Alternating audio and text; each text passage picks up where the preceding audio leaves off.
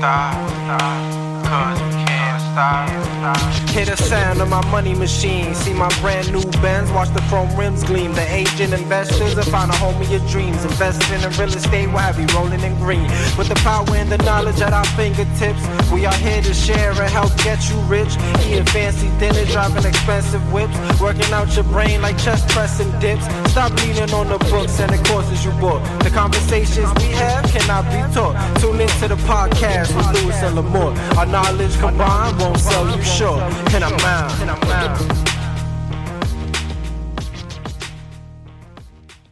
Welcome to another episode of The Agent Investor with Lewis and Lamort. I'm Michael Lamort, joined with Luis Fernandez. Luis, how are we doing today? Great, man. How are Great. you? So today we're joined by my friend Anthony Sarro. I think it's the first time you might have met. Anthony's a real estate appraiser who's probably getting beat up in this market, right? Yeah, it's a good beat up though. Yeah. No complaints. Better busy than slow always. Yeah. So Anthony and I have known each other for about 12 years. Yeah. Believe it or not. Goes by quick, don't it? It does. So a lot of people know, my story, coming from being a garbage man and getting into the real estate business. It's an amazing story. It's a good story. It really is. And Anthony was actually one of the first people in the real estate world that actually met me during that transition. Mm-hmm. Right? So my story was I was a garbage man, didn't like what I was doing, and decided to get my appraiser's license. Right? So I got my schooling done, working 70, 80 hours a week, sleeping in a truck, and 6 months of school. Imagine. Right? And then I finally, that's one of the hardest tests I've ever taken, by the way. That appraiser's test. Yeah, it is. And so I finally become a licensed appraiser assistant. That's the first step. Mm-hmm. And so somebody said, talk to my guy, Anthony. Uh-huh. And then here I am. I know nothing about nothing. All right. Well, you were natural. Oh. No, absolutely. No, it's basically common sense applied to, real estate like anything else. I appreciate that. It's very kind. A lot of people don't have common sense. That's the problem. Yeah, well, you know what I say, right? I used to think that was gifted because I had common sense. Uh-huh. Now I think it's a curse. I have to deal with everybody else. Oh, it's a good way of looking at it. Yeah, it's a little. It's true though. It's true though. But so meeting you 12 years ago and being one of my first actually mentors in the business. It's true. You were one of my first mentors. I appreciate that. But unfortunately, I didn't continue taking the path of an appraiser only because. Lucky for you. Yeah. Well, actually, I was actually fascinated by the appraisal world. Just learning how to come up with value and where Lewis comes in. Lewis, where you might have known him from. Mm-hmm. He was a very top high producing agent. I see. That he's been out of the business for like 6 years now. Special agent. Special agent, yeah. He's definitely a special agent. Yeah, that'll tell you. He's definitely been a special agent. But since he's been out of the business as an agent, he's been basically as an investor, flipping houses, and he's actually a true entrepreneur. Has a restaurant, and does investments. Probably flips some contracts for some houses, and he's like probably one of the best, if not the best, like lead generators I've ever seen. Wow. Good to know. Thank you. So where you come in as an appraiser, and where I was infatuated with real estate investing. Okay. Which is how I even got into the world of real estate. Right. And I thought it'd be really cool to really learn how people come up with value. Yeah, learn from the inside. Yeah. Inside out. Mm-hmm. And the reason why I didn't actually go forward with becoming a certified appraiser, and I only stopped at the assistant appraiser, was because there was no money to be made. And I had a home, I was married, I had a house, I had a mortgage, and I couldn't afford like another 500 hours or 1,000 hours to become certified as an appraiser and make no money. Yeah, no, it's tough. It is. So around the year of, I want to say, Lewis may know this, 2008 or 9, they changed the real estate requirements from 45 hours to 90, I think, right? To 75 hours. Oh, 75. Right? Mm-hmm. So just as I just finished, and again, I'm working full-time in the garbage business. I'm working 78 hours a week in the garbage truck overnights. Wow. I doubled up on the classes to get past the appraiser course. I'm doing 2 nights a week at Westchester Community College and all day Saturday 8 hours in the city, trying to knock out this appraiser course for 6 months, killing myself.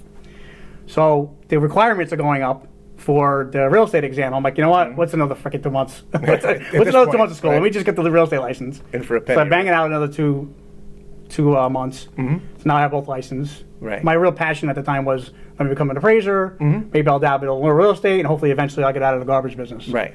But because of the lack of income you can make learning to be a certified appraiser, I had to bail out and went towards the sales. That's 3-4 years after that. Okay. So what made you want to become an appraiser?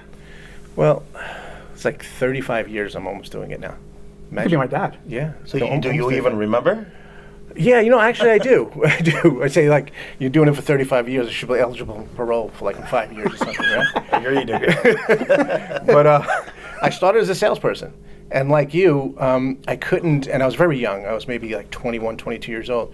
And just couldn't wait for the commissions. I had bills to pay. Yeah. You know, so I love the industry, but I just couldn't wait for that. You know, you put in 100 hours and nothing happens. I couldn't do it. Yeah, yeah. So on one deal, I met an appraiser, and I asked him about his profession. He says that he gets paid for his service. And I went, well, that's something that's appealing. I come out here. I'm no stranger to hard work, so it just appealed to me. I said, the more appraisals I do, the more money I make. It's a very simple equation. Yeah, yeah. So at the time, I needed to earn, and so he introduced me to someone at Classic Appraisal, which is like one of the biggest. They just did an appraisal on my house shops. 2 days ago. Okay, they're still around. Yeah, yeah. Right. So I did an apprenticeship with them for a couple of years, and then this is before licensing, because this was like in 84, 85. Wait, you predate licenses? And licensing didn't come in until 93.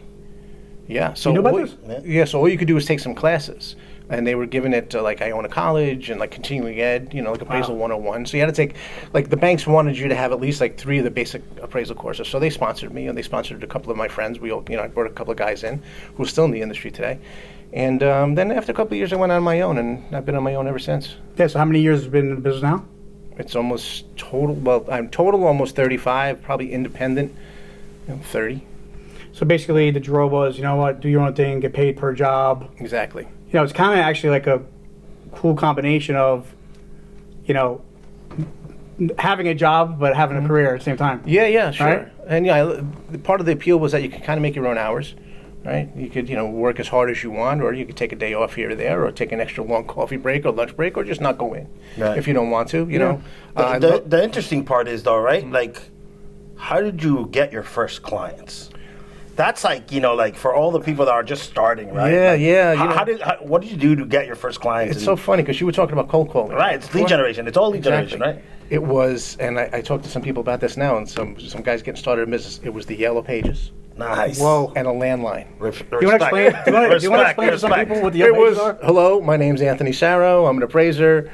X amount of years of experience, and you just give them the pitch. I'm going to go out on a limb here and say that some people don't know what the yellow pages are. Yes, okay. Yeah. It was that very thick book that a generation ago we used to get, and I just went to the banking and mortgage pages and just started calling up. You know, and eventually, you get. So you started calling mortgage companies. Mortgage companies. Mortgage So you can companies. become their appraiser. Exactly, and then try to develop a relationship with them, and then you do one for them. Generation. Yeah. all You do about one or two, and you try to outperform whoever they're working for. You could run faster and jump higher, than the other guy that they're using, and then you cultivate a relationship, develop a relationship, Very similar. with that person. Same concept, right? Yeah, exactly. It's the same concept across pretty much any other industry, but you just have to apply yourself. And then once you develop a relationship, and then you try to develop that into other clients, and then a lot of times from there you'll understand, and you guys know this better than anybody else, is it's word of mouth. This mortgage company has a friend who works in another mortgage company. My appraisers piss me off. Who do can you recommend somebody? Interesting. How long did it take you to actually make the first call? Or did you have to think about it, or You know what? are you just a natural just called? No, I had to. I had no choice. I had to call. I had to earn. You wanna eat, you don't wanna eat. Exactly. And cold calling is the most uncomfortable thing that you could possibly do. Now it's different because people see you. You could have a video conference, wherever it is, but you really have to sell yourself. On the other side of the phone. But I would time it like I'd say, okay, people come in in the morning. They don't want to be bothered with getting a cold call, right? When are people happiest when they're at work? Maybe they not before lunch because they're getting a little hungry, a little hangry before lunch. But I used to time this also, and I'd say, okay, after lunch they'll settle in a little bit. I'll have like a shot of espresso to get myself going, and then I would make my calls from like 1 o'clock to 2 o'clock because then 3 to 5 it's crunch time for them. So you try to get in their head. What's the best time? I thought. It's very planned. In my mind, I said, this makes sense to me. Like, if I was on the other end, when would I want to get a call? Not in the morning, not in the late afternoon. After lunch, all right, I'm relaxed, I'm comfortable. Big picture thinker. And that seemed to work for me. Yeah, very interesting. Yeah, Now, yeah. you also invest in real estate? Yes, I do. Yeah. So as you know, the name of our show is the Agent Investor, right? And I have very little experience on the investment side, even though that's why I got into the business. But he's got more experience on that side. Okay. So, how does the real estate appraisal world has that helped you with the investment side? It's helped me tremendously because I can pre-screen any deal that I'm thinking about. I'll look at. I mostly invest in Florida and Southern Florida. Well, actually, Because Southern Florida is because for the same price point, for me, let's say $100,000 to $150,000 for like a single family house. If I'm looking to produce like a net of maybe $10,000 a year on each property, I can buy the same property here or upstate New York, let's say, but between the real estate taxes being $6,000 to $7,000 a year, and then the heating cost being about $6,000 to $7,000 a year, I don't net anything. But in Florida, that same property, for the same rental amount, you have $1,200, $1,300 a year real estate taxes, and there's no heating cost. So what's the average price point of homes you buy in Florida? Probably in the now it's gone up. Now it's like in the just under 150 now. Really? Yeah, because not in Southern Florida anymore. No, that's what I was going to say. Yeah. So now everyone everyone in these large, there's the mom and pops like myself, and then there's the institutional investors just buying up. Yeah, right.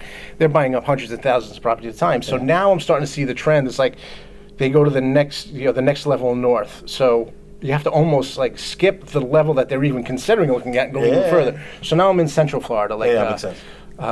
Port Charlotte, Venice, South Venice, where if you're in the interior a little bit, you could still pick up a property for 130, 140. Interesting. But the numbers starting to come up again over there now. Great. Definitely going to want to pick your brain about that. Yeah, sure. Because actually one of our previous shows, Luce and I spoke about, because we have children, you have children too, that, I have my daughter's a year and a half old. And, instead of putting money in some fund or some like bank account that's not going to accrue to anything, right? I said, why don't I pick up a property for $125,000, $150,000, right? And then let somebody pay that down, and that could be her college money if she wants to go to college or something like that. And if you think about the return on investment, so what's your kind of return? If you put down, let's say, an $130,000 property, say you're putting down 10%. No, I'm sorry, 20 to 25%.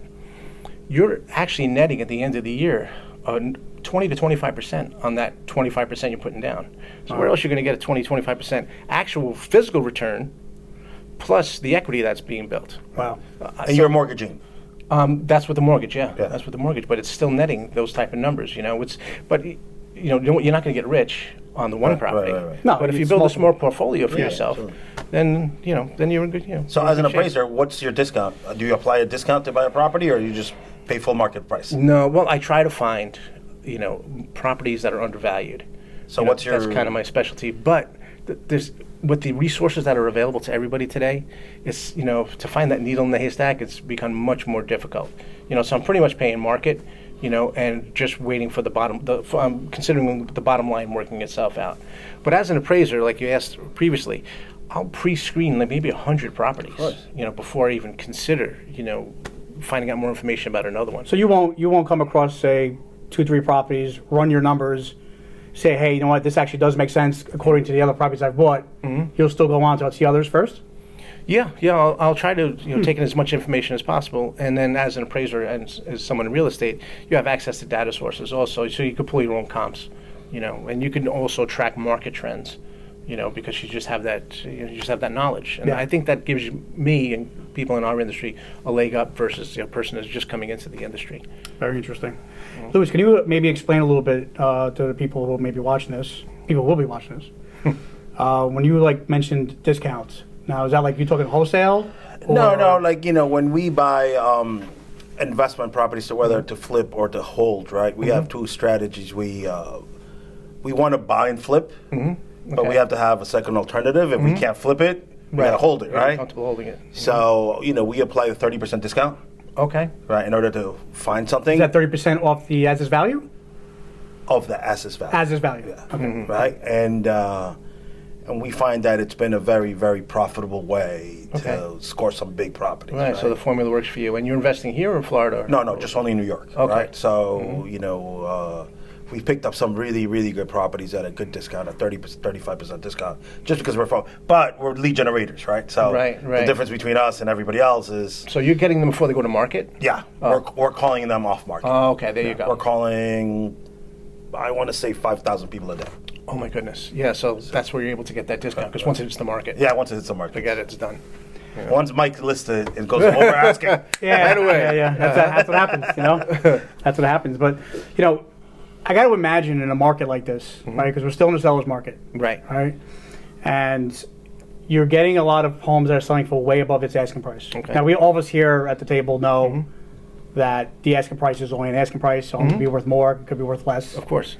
But at some point, you as the appraiser need to justify to an underwriter that the value is there. Yeah, yeah. So I always kind of pick on the appraisal process. I think it's a flawed system. Of course. Only because, it's an opinion of value. Yeah, it's right? an art, like I say, it's an art, not a science.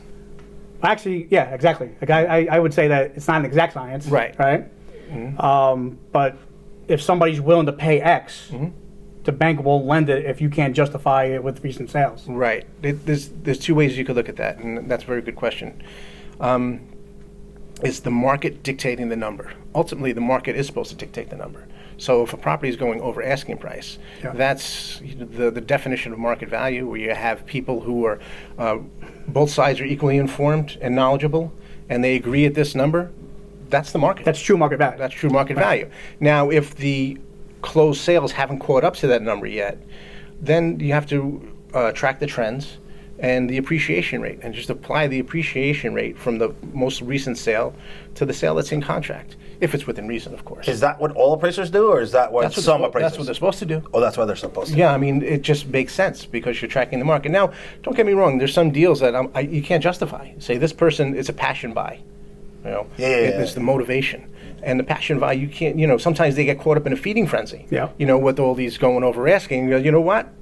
This person, if he was in his right mind or her right mind, if they weren't so passionate about this and emotionally attached to this property, they wouldn't pay that number for it. So there's kind of a fine line. And they also have to have deep pockets because you have to make up that difference. Right. So what's the percentage, give or take? Maximum percentage that... Over? Yeah, that you could... Like the adjustment? Justify, right? Everything's sold for $100,000. Okay. What's the maximum percentage that somebody like you would say the market is appreciating at a rate of that you could appraise it for more? Right. That's a good question. Every market, is different these days. It's like it used to be. The real estate market was like a rising tide raises all boats, right? So across the board, if the market's appreciation, at the same rate all over. But over here, it's different. You get one county or one town where the appreciation rate is higher than the other. So that's kind of that question. There's a lot of variables depending on the town and depending on what the So you go by the appreciation by the town? By that market area. Town or market area, some are defined by different things. Some is the municipality, some are natural school district, school districts or natural boundaries or borders. So everything is different. But like I said, this market it's kind of a market in flux.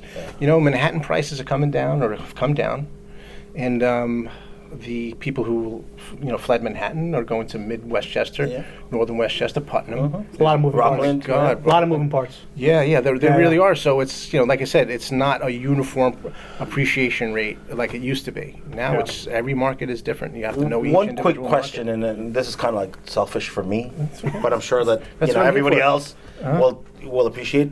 Say there's two houses. Some subdivisions are built by one person, one builder, 1,500 square feet home, 3 bedrooms, 2 baths, identical the same. Okay. Right. One's completely renovated. One's not. One's dated. Right. What's the value difference? That's a good question also. Then ideally you would have a paired sales analysis, which you guys know what that, and the people on the outside don't know what that is. It's like you get two identical houses. One's renovated, one isn't renovated. They're right next door to each other. One sold for $150, one sold for $125. So that renovation is $25,000. That's the difference. So you try to find something that you can compare. The pair sales analysis. You could just apply that principle to the difference of the renovation. So you don't go like by adjustment per bathroom. Then you could also break it down individually because sometimes people renovate a kitchen, not a bathroom. So in other words, it depends. It depends. Yeah. Do you know the numbers offhand that maybe like our viewers could get that like $15,000 per kitchen? Right. I actually got a good. Actually, I have good. You did me dirty. You didn't know about it though, but Did I? It's not your fault. It's not your fault. It's actually my fault. I'm sorry. What So did I do? I'm on a listing appointment, right? And I was like, oh man, that was the worst feeling ever. So even somebody with experience makes mistakes, right? Okay. So when I was going through the appraisal courses, Right. I was taught that there's not a big difference between a 3 and a 4 bedroom. Oh, right? yeah, this conversation, right. Because the majority of people for families are looking for 3 bedrooms up. So Right. it wasn't a big difference between 3 or 4 or a 4 and a 5. Right. Right? However, there could be a difference on appraised value, not true market value. Right. There could be a difference between a 2 and a 3 and a 2 and a 4 because the amount of people searching for a 3 bedroom up. Right. So, smart ass Lamort calls up Mr. Sarro because I always pick his brain very often. Always a pleasure. And yeah, not this time it wasn't. And so I called them up, and I had them on speakerphone with the seller right there. Ooh. And I was like, it's not really that much of a difference between a 3 and a 4. Mm-hmm. Now the one thing I didn't take into account is COVID. Right. So I go in, I go, how much of a difference in value there is between a 3 and a 4? Now in my mind, I'm like, not much difference because of the thing. Mm-hmm. He's like, about $20,000. I go, oh, that's great. Well, thanks so much. Who asked you? The guy, the seller's like, I told you. I was like, right. Oh, yeah, we both learned something today, whatever. Mm-hmm. But listen, things change with circumstances. Right, because people need that extra bedroom now for the home office. You don't want to sit on your laptop in the kitchen. Yeah. So now a fourth bedroom is more valuable in this market because people are working from home versus a year ago. Yeah. So I guess the same applies with bathrooms, right? Bathrooms, yeah. I guess maybe, depending. You also hold a real estate license? Yes, I do. Have you ever practiced on the sales side? Once in a while, not very often. No. How challenging do you think it is? And this is not a question you could really answer. I'm just asking your opinion. How challenging do you think it is to try to have working with a buyer in a market like this, and try to support them in paying a price that can't be justified by a comparable? From the sales side, the salesperson side, yeah. You might have to point out an appreciation rate for them, which is the only thing that's really going to justify that number on paper. Yeah. You can't like I said, you can't justify emotion. Yeah. Or personal preference. There's always that swing 5%, 10% personal preference. A buyer to sell a motivation. Yeah. So yeah. That's I guess that's to be the. So much like you explained earlier in the show, you explained how you do it outside the box and how you had to do certain things in order to get where you are. Right.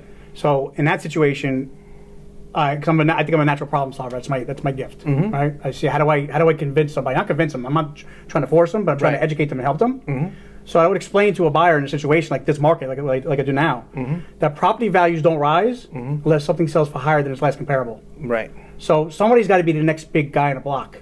Exactly. And same thing when it goes down. Yeah. Right. Mm-hmm. And if you worry about overpaying, well then it's just timing, because you'll have to wait the next cycle for it to come up again. Then you won't overpay. Right. That's how I've always explained it. Yeah. No, it's a good explanation. It makes perfect sense. Yeah. So just for the sake of shooting value out. Sure. And they've been very receptive of that. Right. It makes sense. But you brought up an interesting point also, is that you don't try to sell somebody on something. No, never your style. Never trying to sell. You're more like a procurer of something. The person says, I want X, Y, and Z, and you take your time out to find what they're looking for. But you're not going to try to sell them. Like, to sell somebody is like to convince them of something that they don't need. Yeah. Right? But that's not your style. I consider myself more of a real estate consultant more than a salesperson. Yeah, exactly. I'm not pushing a product. So we have a segment here. It's called 5 and Out. Okay. Right? And so I'm going to ask you 5 questions, and then we're out. Interesting. Okay. So, first question is? Boxes of briefs? Boxes of briefs. I'm not really curious if you went boxes of briefs. No, I'm going to leave that offense. I know you a long time, but I don't need to know that. What's your favorite movie? Ooh. That's a good question. People want to know what the appraiser's life is like. What's your favorite movie? I'm just a regular guy. With briefs or boxes? I like Reservoir Dogs. Great movie. Rewatched it recently, and it's so complex. It got so many things going on, That's a great one. I'm a fan of Tarantino too. So yeah, I guess my favorite movie is? It's really obvious. It's a really obvious one. I don't want to. It's every Italian's favorite movie. Most of us. It's Goodfellas, man. Goodfellas. All right. Well, I don't know if every Italian's going to agree with you. Well, half of them. Good halves. Favorite food? Oh, favorite food? Peanut butter and jelly, man. Really? Oh, you're definitely an oddball Italian. Oh, you're way out there. I mean, if I had to eat a food on like a deserted island every day, I don't think it would be like any type of Italian dish. I'm sorry, guys. I'm sorry for all my fellow Guineas out there. It's all right. It's all good, man. That's my American side. Well, what's the weirdest? And if it has to do with boxes of briefs, I don't want to know about it. But what's the weirdest scar you have, and how'd you get it? The weirdest scar I have. Yeah. I don't know if it would be weird, but I have a scar underneath my neck from a broken jaw that a friend gave me. Blasted you? He went to punch somebody else, and he missed and hit me and broke my jaw. Wow. Well, you saved him from a lawsuit. Yeah. Unless you sued him. No. He's still your friend? He's still my friend, yeah. Louis wants to practice his punches, so in case maybe after the show we can try it out. That's the weirdest one. I was with your dad, by the way, that night. Ooh. That's a whole other story. If you were to hit the lotto this week, what would be your first move? Oh, man. I would give a lot to charity. I know that sounds like it's maybe just like a canned answer, but I really would give a significant amount to charity. Yeah. Myself and my family, we always contribute as much as we can, time and resources. The rest, I probably take a very long vacation. That's great. Right. Yeah. I mean, if I hit the lotto today, I'll get you as much peanut butter and jelly sandwiches as I can. A lifetime supply. All right, last question. Okay. Superhero. Do you have one choice. You could fly, could be invisible, or you could hear conversations from miles away. Which one is it? That's pretty easy for me. I would have to say invisible. Really? It's the second one now. Yeah, man, because, invisible. How do you beat that? I don't know. Really? I don't know. I guess you're right. There's so much comedic potential. Yeah, I'm going to have to change this game up now because this is no good now. Well, I think this has been a great show. Great knowledge. Definitely like to have you on again. All right. So thanks for coming on. The Agent Investor with Lewis and Lamort. Special guest Anthony Sarro, appraiser. Anthony, where can people find you for your services for tax reductions, appraisals, fair market values? My website is anthonysarroadvisory.com. Phone number? 914-793-9688. All right. Thanks so much for checking us out. See you in the next show. Yeah, we won't stop, cause we can't stop. Hear the sound of my money machine. See my brand new Benz, watch the chrome rims gleam. The agent investors have found a home of your dreams. Investing in real estate will have you rolling in green. With the power and the knowledge at our fingertips, we are here to share and help get you rich. Eating fancy dinner, driving expensive whips, working out your brain like chest pressing dips. Stop leaning on the books and the courses you bought. The conversations we have cannot be taught. Tune into the podcast with Lewis and Lamort. Our knowledge combined won't sell you short. And I'm out.